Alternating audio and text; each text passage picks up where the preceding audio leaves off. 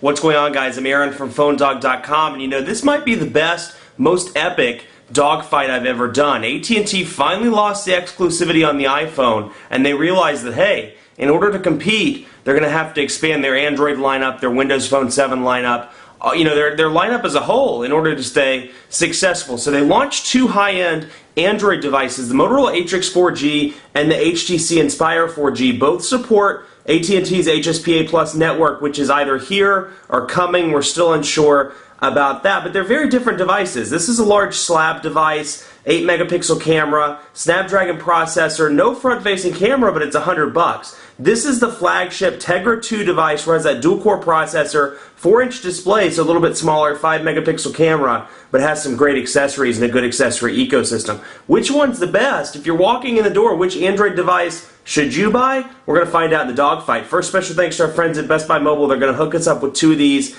and two of these so we can give them away to you in the One Paw Bandit game. So, when I walk into Best Buy Mobile, you walk out working. So you get this device, you get this device. They're going to help you set up your stuff, email, web, all of that stuff. Enough of that. Let's get into the dogfight. See which one of these is the best. Motorola Atrix 4G, HTC Inspire 4G. Let's go figure it out. So here they are, two really awesome Android devices on AT&T. It's nice to see that AT&T is finally picking up some Android devices, some Windows Phone 7 devices, something to distinguish them from the iPhone 4. And let's be honest, now that the iPhone's on Verizon, they have to in order to stay competitive. But honestly, it's going to be a dogfight, and I'm going to pick a winner at the end. But I'm going to be honest with you. I think you'd be happy with either one of these devices. They both have issues, they both have pros, they both have cons. But I think no matter which way you go, you'd be happy with both of these. Now, that said, I think there's a very particular demographic that some of these appeal to, and we'll talk a little bit more about that in the video. But let's go through the specs pretty quickly here. 1 gigahertz dual-core NVIDIA Tegra 2 processor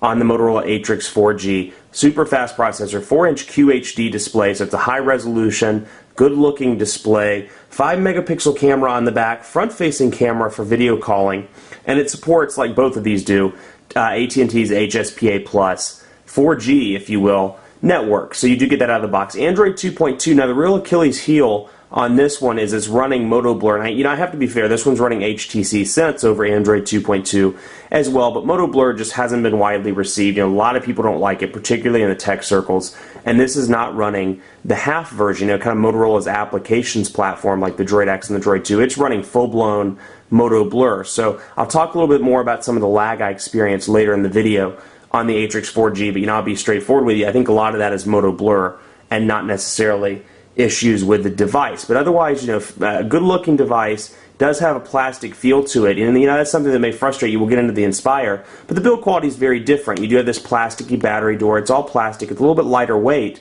than the Inspire, but you really do notice that it feels a little bit cheaper. It's $199.99 at AT&T, and if you buy the laptop dock with it together, it's $499.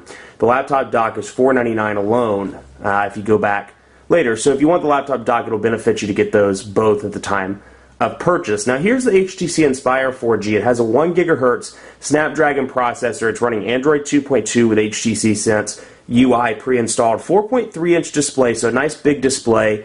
No front-facing camera, but it has an 8 megapixel camera on the back. So it is a nice camera on the back. No front-facing camera, as I said, so that may frustrate people, but the price point is $100 cheaper. It comes in at $99.99 as opposed to $199.99. So, it's a steal. You look at something like the Evo that's been priced at $200 for a while. This is arguably, minus the front-facing camera and the kickstand, this is arguably a better device than the HTC Evo, more recent with the next generation Snapdragon processor. It's faster in quadrant standard scores, and it's $100 cheaper. So it really is a good deal. It sports, like I said, HSPA Plus, so you're getting the 4G connectivity when it comes. I haven't had much success with the speeds, but we'll talk about that more a little bit later. So as I was saying, Android 2.2 on both of these devices, Moto Blur here, HTC Sense UI here, and for the most part, you can tell some Android some Android elements came over. I see more Android elements on HTC Sense UI, for example. It just feels a little bit more Android-y, if you will,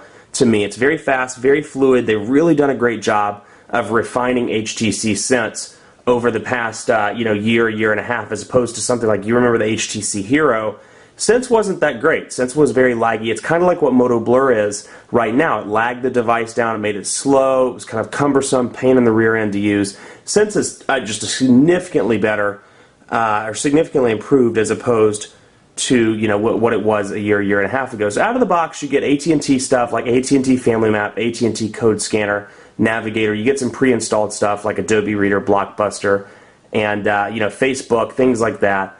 HTC Hub. Now this is interesting because it's the first device in the United States to support HTC Sense version 2.0. So it's not running 1.5 or any of the older versions like the Evo's running. It's running HTC Sense 2.0 out of the box. So you'll notice that the icon here has changed slightly, and you see this personalized menu has changed as well. You have scenes, wallpapers, and skins. A lot of customization options, and the cool part about it, it's a little mini ecosystem HTC is working on, because you can go to htcsense.com and you can do a lot of cool things. You can lock your device, you can remotely wipe it, you can ring it, or you click to access a ringtone. So wherever it is in the house, if you've lost it in between the couch cushions, you can activate that ringer and find the device, and then you can download new wallpapers, new scenes, new skins. So very cool, and it's the start of a good ecosystem on Android. They're really doing a fantastic job with this. But anyway, when you go to add a widget, if you've seen the older version of Sense, it kind of pops up with that little box like Moto Blur does. Not anymore. It brings up this full personalization menu,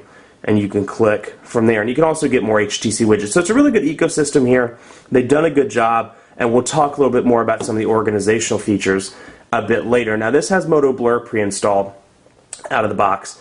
And you'll notice that it's a little bit more customized, a little bit more rough around the edges, in my opinion. But you'll notice the same pre-installed programs: AT&T Code Scanner, AT&T Family Map, AT&T Navigator, Blockbuster. This one doesn't come with Adobe, but you'll see these little customizations to the icons, like to contacts, slightly to the browser, email, and then you'll see some Moto Blur installed programs like Files, Media Share, things like Social Networking, Task Manager, Phone Portal, etc., etc.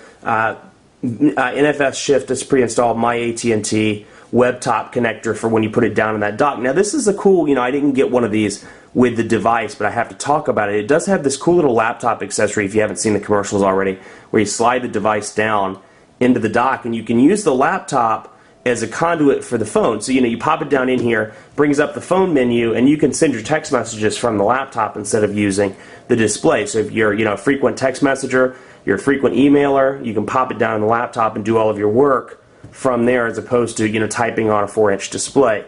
So a cool feature, cool accessories, and they've really done a good job with the accessory ecosystem so far. They have the laptop dock, they have a multimedia dock, and a lot of other cool accessories, from what I've been told, either coming out or in the pipeline. So they kudos to them. They've done a good job with that. Now you'll notice some differences. We'll take a look at the widgets here. You notice some differences between Blur's widgets and HTC Sense. I mean, these are straight up eye candy. I mean, you look at these, absolutely gorgeous widgets, very smooth, very polished. Things like FriendStream, which is HTC's social aggregation tool, brings in Facebook, Twitter, MySpace, etc. And little widgets like HTC Mail. And they've really done a good job, especially over the past 6 months in HTC Sense 2.0. More importantly, they've done a really good job of personalizing these. So for example, go to widgets, we'll take a look at calendar, for example, HTC, and you'll see that there's an HTC version and an Android version. So if you prefer that Android widget, you can always click on it instead of HTC. It's not a substitution, you just have that in addition to the existing Android widgets. Like you'll be able to tell which one's HTC, which one's Android. So we'll take a look at the calendar, for example, and whereas most of the other carrier or manufacturer rather installed user interfaces only have one widget, kind of a stock widget, this allows you 3 different options. You'll see you have the month view here. We can scroll over. We can do the agenda view, which is my personal favorite. Can't seem to. There we go. Agenda view, or we can do the day-to-day view. So we want to do the agenda view, for example. We'll select that, and then bam, it pops up. So the widgets are very smooth, and not only are they smooth, you get more than one option if you prefer a certain view. Now the benefit that Moto Blur has going for it, and if you watch my videos you've seen this, I'm a big fan of this, the widgets are customizable. So we go to something like weather, for example. We'll go to your current location, temperature, we'll take a look, and you can bring this over and you see the size. Not only does it come out in a smaller size, you can also extend it out if you so desire. So you can extend that out. I don't think you can go down with this particular widget. Let's see. No, you can't with this one, but you can with a lot of them. I mean, you look at, let's go to the date and time one, for example. You can see we can bring this one out and make it larger, make it down like that, or we can bring it up. It turns it into a digital clock. So those customization options are neat for the places like over here, for example, where you don't have as much screen space. You can fit in a little small widget as opposed to moving it over to one of the home screens. So I like that customization. That's a key benefit, in my opinion, to Moto Blur. But in terms of the actual widgets, this is more polished. So I have to give the that winner in terms of that to the Inspire 4G. Let's take a look here. You can see 7 home screens on both of these devices, and on this one you can easily scroll through by clicking the little dots here, and then you can roll back and forth by moving your finger across. Now on the on Sense UI, you can pinch to zoom, or you can hit home twice. Home brings you back home, and if you hit it again, it'll pop open those, and then you can bring an individual one back out by doing that. Or let's say I want this one, I can bring on that, or I can just click on it, whichever way you prefer. But you can do like that, bring it back. So pinch to zoom is very cool. So in terms of overall usability, in terms of transition effects, I have to give it to the HTC Inspire 4G. I have a love-hate relationship with both of the keyboards on these devices, because on one hand, great keyboard here with HTC's Sense keyboard, but there's when you have vibrate on key press enabled, which I prefer to keep on, the vibrate is very loud, and it seems to be an HTC thing. I mean, Evo's had any HTC device I've worked with recently has had that issue. So not a huge thing, but can get frustrating if you type text messages on a regular basis. This one I love, absolutely love the Motorola keyboard, the multi-touch keyboard, which you can see in portrait and landscape mode. But the frustration here is, whereas the Droid X, you have this nice big 4.3-inch display, you'll have a 4-inch display here, and also this gets into the lag issue that I've had with the Motorola Atrix. Speed test-wise, it's been great on paper. It has a dual-core processor, but in things like the keyboard, it can't keep up with my typing. So, granted, I'm a fast typer. Jumped over the elephant. I'm a fast typer, but, it has a... hasn't kept up with me in testing, and I noted that in my first impressions. And also, I'll show you the lock screen in just a second. Elephant. Quick Brown Fox jumped over the elephant. Obviously, you can use it in portrait and in landscape mode. And this one comes with, and it's just little things where I'm like, this thing has a Tegra 2 dual-core processor. It shouldn't be this slow. And I think, I attributed that in Moto Blur, but still, it's kind of frustrating. Swipe comes pre-installed on this, so if Swipe's your thing, you can use that as well. Now, let's take a look at the Inspire's keyboard. There's only one keyboard on this device, and that's the HTC Sense keyboard. That said, it's an absolutely fantastic keyboard. The keys are a perfect size, but that said, it's a 4.3-inch display, so you have more screen real estate on this one as opposed to the Atrix 4G. So we'll go down here. The large skunk went to the flea market. The large skunk went to the flea market, so you can see, the responsiveness very fast. But I'm sure you heard, even in the camera, you heard that vibrating. It's just loud. I mean, it's a personal frustration. It's not. You can either turn it off, or maybe it doesn't bother you. Here's the landscape mode. You can see the navigation arrows down here, much like the Evo 4G. They kept those, and you can use those. Keyboard here. Lower it, raise it back up. I happen to like the interface of HTC Sense a little bit better. Again, that's personal preference. That's not being factored into the Dogfight, but I like the way it looks. It's a little bit smoother in my opinion. But the keyboard is easier to type on. Now again, that's screen real estate, and you have the smaller screen here, but it just lagged to me. Let's take a look at the lock screens really quickly, just because I want to show you this issue I've been having with the Atrix. And it didn't do it just then, but oftentimes it'll lag like that, where it takes 2 or 3 efforts to get the phone unlocked. Little things like that, and when I bring down the notifications bar every now and again, it lags and hangs up. So I'm thinking, again, for a dual-core processor device, it shouldn't be that slow.